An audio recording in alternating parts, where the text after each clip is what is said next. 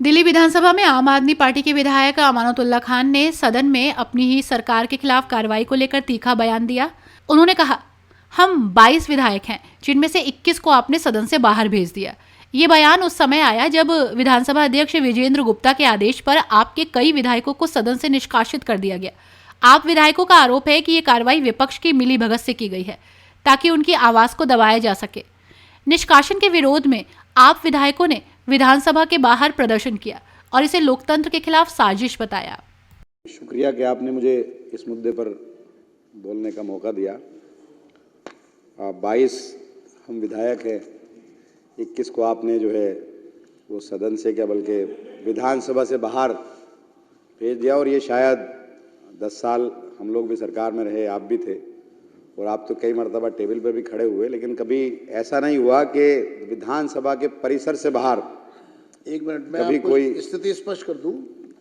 सदस्यों के समक्ष आपने मुद्दा अगर उठाया है, रूल बुक सबको दी गई है और रूल बुक के अनुसार सदन का तात्पर्य विधानसभा से है। पहला, ये जो सदन है, ये खाली ये सदन नहीं है। बैठ जाइए, मैं आपको स्पष्ट कर देता हूँ।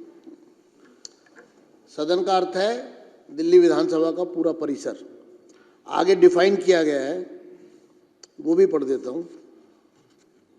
सदन के परिसर का तात्पर्य है विधानसभा भवन, सभा कक्ष, दीर्घाएं, विधानसभा सचिवालय के नियंत्रण में कमरे, अध्यक्ष कक्ष, उपाध्यक्ष कक्ष, समिति कक्ष, विधानसभा पुस्तकालय, विधानसभा वाचनालय, पार्टियों के कमरे, विधानसभा सचिवालय के अधिकारियों के अधीनस्थ सब स्थान तथा उसकी ओर से जाने वाले मार्गों से तथा उन स्थानों से भी जिन्हें अध्यक्ष समय समय पर निर्दिष्ट करे।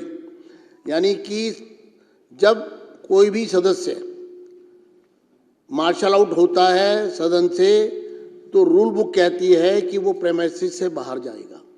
तो इसलिए ये सभी सदस्यों को मैं स्थिति स्पष्ट कर रहा हूँ कि जब भी कभी इस तरह की स्थिति आएगी तो ये सिर्फ जो सदन चल रहा है ये सदन नहीं है, पूरा परिसर ही सदन है, सदन का हिस्सा है। तो इसलिए चेयर से ये स्पष्ट आदेश है कि अगर ऐसी स्थिति जब भी आएगी मार्शल आउट होने की, तो उसको परिसर से बाहर जाना होगा। धन्यवाद। आगे अब आप शुरू करिए। बाहर का ग्राउंड नहीं है। आप सारे रूम्स आपने बताया सारे, लेकिन ऐसा कभी नहीं हुआ। हम लोग भी सरकार में रहे, कभी ऐसा नहीं हुआ कि आज सारे हमारे विधायक गेट के बाहर है, वहां पर भी बैरिकेड लगा दिए गए और वो धूप में बैठे। आप अंदर आने की तो इजाजत दे सकते थे, अब से पहले भी ऐसा हुआ है। इतना नहीं होना चाहिए। इतना ठीक है, आप जीत गए, जनता ने आपको जिताया है और सर आंखों पर है, आपको काम करने के लिए जनता ने जिताया। लेकिन ऐसा नहीं होना चाहिए कि दुश्मनी इस हद तक हो कि आप विधानसभा के परिसर तक में हमें अंदर ना आने दें। तो ये बिल्कुल कतई तौर पर ठीक नहीं। जी, आप एक मिनट, हरी जी मुझे अपनी बात कहने दीजिए। आप बैठिए एक मिनट। कोई नहीं, मैं खड़ा हूं। बैठिए, कोई बात नहीं, कोई बात नहीं। आपको आप बोलेंगे, आपके टर्न है, आप बोलेंगे। मैं फिर स्पष्ट कर दूं सभी को, उपराज्यपाल के अभिभाषण पर इस प्रकार की हरकत जो यहाँ की गई वो सर्वथा निंदनीय है। भारत के इतिहास में इस तरह की घटनाएं चंद बार ही हुई हैं। अभिभाषण अर्थात कॉन्स्टिट्यूशनल अथॉरिटी यहाँ पर सदन को एड्रेस करने के लिए साल में एक बार आती हैं।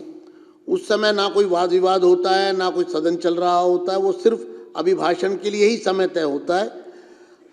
सदन ने जो कल निर्णय लिया, मैं सदन को बधाई दूंगा कि आपने इतने बड़े अपराध के विरुद्ध जो निर्णय लिया उसमें बहुत ही बैलेंस अप्रोच रखी। मात्र 3 दिन के लिए इस पर ब्रीच ऑफ प्रिविलेज का भी मामला बनता है। ये एथिक्स कमेटी में भी सजाएं जो इस रूल बुक में दी गई हैं वो इससे कहीं भारी हैं। तो इसलिए अब उपराज्यपाल का अभिभाषण किसी राजनीतिक पार्टी से किसी से जुड़ा हुआ नहीं है, वो सबके लिए है, पूरी दिल्ली के लिए। तो इसलिए उन्होंने जो यहाँ पर कल उद्दंडता की, समझाने और कहने के बाद भी जिसको नहीं माना गया, इसलिए सदन को ये फैसला लेना पड़ा।